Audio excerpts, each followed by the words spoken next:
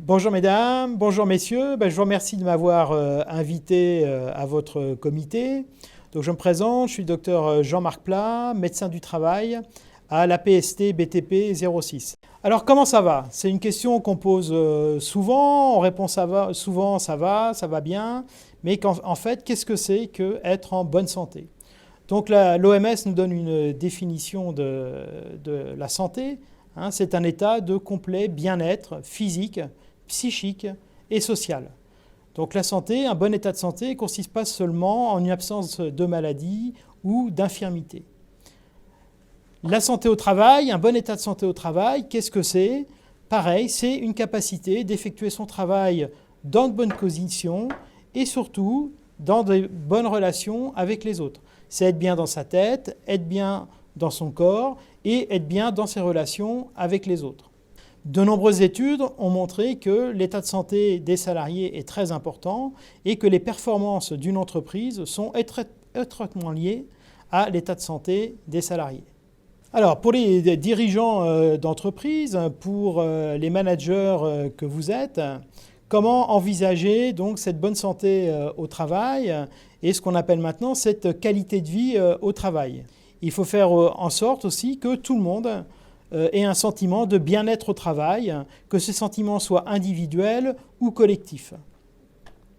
Ce sentiment de bien-être au travail, il résulte de plusieurs facteurs. L'ambiance dans l'entreprise, la culture d'entreprise, les intérêts du travail, les conditions de travail, le sentiment d'implication des salariés dans l'entreprise, leur degré d'autonomie, de responsabilisation, l'égalité, égalité homme-femme, c'est important, le droit à l'erreur de chacun et la reconnaissance et la valorisation du travail. Alors, qu'est-ce que c'est qu'une bonne hygiène de vie? Donc, on va le voir sous différents aspects.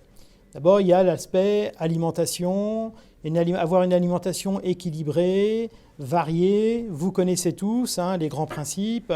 3 repas par jour, pas de grignotage, 5 fruits et légumes par jour.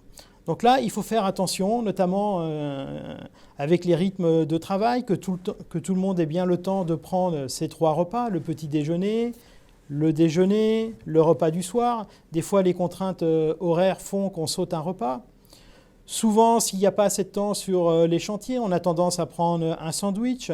Il faut faire aussi attention à l'autre extrême qui consiste à prendre tous ces repas au restaurant avec parfois une nourriture qui n'est pas tout à fait adaptée aux besoins de chacun.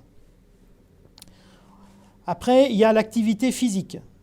Avoir une activité physique régulière, on nous demande donc de faire au moins tous les jours 30 minutes de marche rapide, c'est important.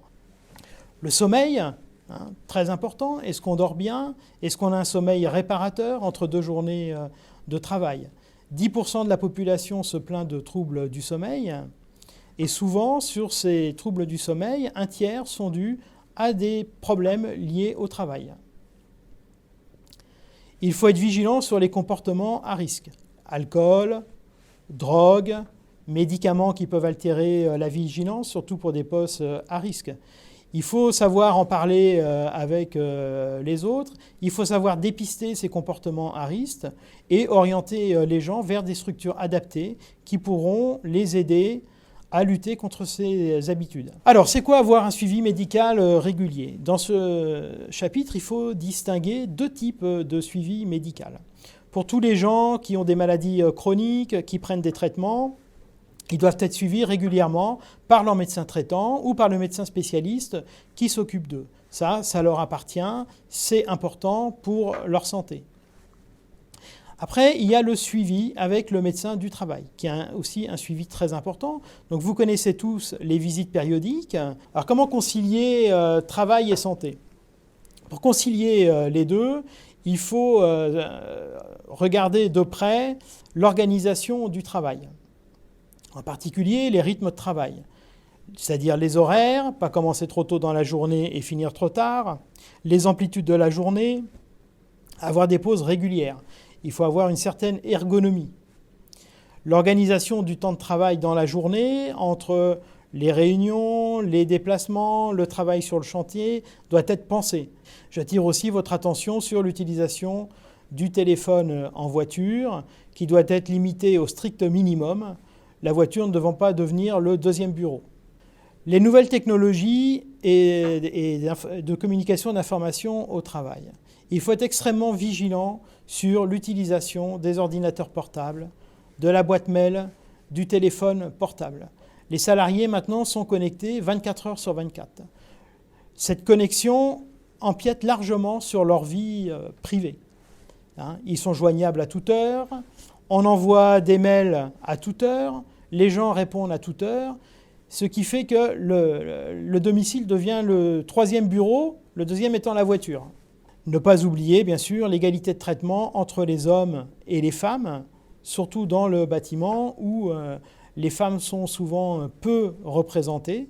Il est prouvé que les performances d'une entreprise reposent à la fois entre les relations collectives constructives et une réelle attention portée aux salariés en tant que personne. C'est très important. Travailler, être heureux, en bonne santé, tout ça, c'est possible. Je dirais même que être heureux au travail, c'est une base pour une bonne santé.